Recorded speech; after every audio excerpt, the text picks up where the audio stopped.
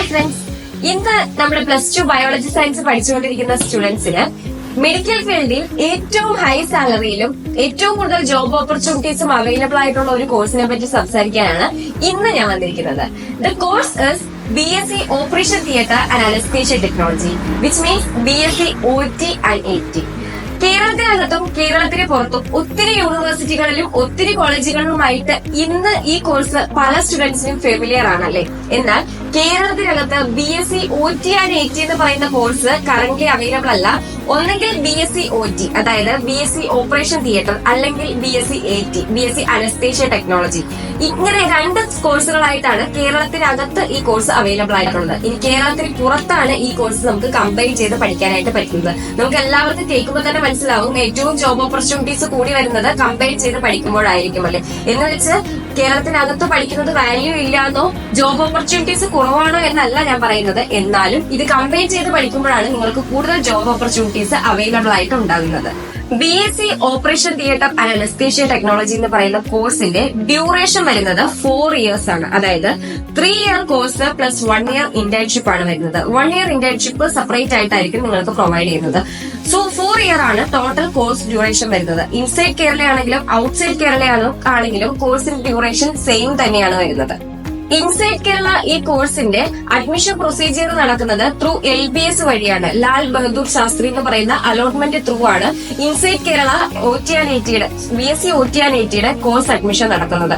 Then കേരളത്തിന് പുറത്താണെങ്കിൽ +2-ന് 50% മാർക്കോട് കൂടി പാസ്സായിട്ടുള്ള എല്ലാ സ്റ്റുഡൻസിനും പല യൂണിവേഴ്സിറ്റികളും ഈ ഒരു കോഴ്സ് കറന്റ്ലി പ്രൊവൈഡ് ചെയ്യുന്നുണ്ട്. ദെൻ കേരളത്തിനകത്ത് ചില പ്രൈവറ്റ് കോളേജുകളിലും കറന്റ് ഈ ഒരു കോഴ്സ് പ്രൊവൈഡ് ചെയ്യുന്നുണ്ട്. അതും ഫുള്ളി ഡിപ്പെൻഡ്സ് ഓൺ +2 മാർക്കിന്റെ ബേസിൽ മാത്രമായിരിക്കും. ദെൻ കേരളത്തിന് പുറത്താണെന്നുണ്ടെങ്കിൽ നമുക്ക് നിയർ ബൈ നമുക്കറിയാവുന്ന പോലെ തന്നെ തമിഴ്നാടും കർണാടകയും പല യൂണിവേഴ്സിറ്റീസിലും ഈ കോഴ്സ് അവൈലബിൾ ആണ്. ആവറേജ് ഒരു 1.5 ആവറേജ് ഫീസ് ആണ്. ഇത് കൂടാനും കുറയാനും ചാൻസ് ഉണ്ട്. സോ ഡിപ്പെൻഡ്സ് ഓൺ യൂണിവേഴ്സിറ്റി അല്ലെങ്കിൽ കോളേജിന്റെ ഇൻഫ്രാസ്ട്രക്ചറിനെ ബേസ് ചെയ്തിട്ട് ഇതിന്റെ ഫീസ് സ്ട്രക്ചർ കുറയാനും കൂടാനും ഉള്ള ചാൻസ് ഉണ്ട്.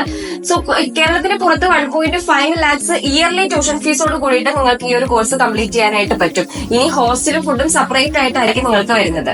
തമിഴ്നാടാണെങ്കിൽ MGR യൂണിവേഴ്സിറ്റിയുടെ അണ്ടറിലും, ഇനി കർണാടക ആണെങ്കിൽ രാജീവ് ഗാന്ധി യൂണിവേഴ്സിറ്റിയുടെ അണ്ടറിലും, ഇത് കൂടാതെ പല ഡീംഡ് യൂണിവേഴ്സിറ്റീസും ഈ ഒരു കോഴ്സ് കറന്റ് പ്രൊവൈഡ് ചെയ്യുന്നുണ്ട്.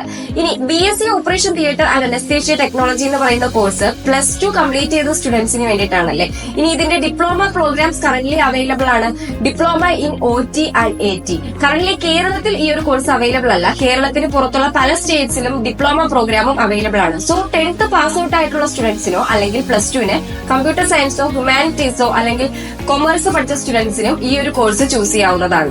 ഇപ്പോൾ പറഞ്ഞ ഡിപ്ലോമയും BScയും തമ്മിൽ ഫീസ് സ്ട്രക്ചറിൽ നല്ലൊരു വേരിയേഷൻ ഉണ്ടാവും. അത് നിങ്ങൾ പ്രത്യേകമായിട്ട് ശ്രദ്ധിക്കേണ്ട ഒരു കാര്യമാണ്.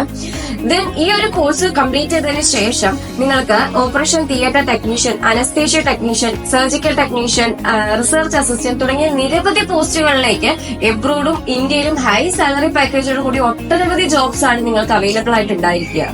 So BSc operation theatre and anaesthesia technology എന്ന് പറയുന്ന കോഴ്സിനെ പറ്റിയിട്ട് കൂടുതൽ അറിയുന്നതിനും university details, fees structures, college details എന്നിവയെ പറ്റി കൂടുതൽ അറിയുന്നതിനും do contact with Zyro education.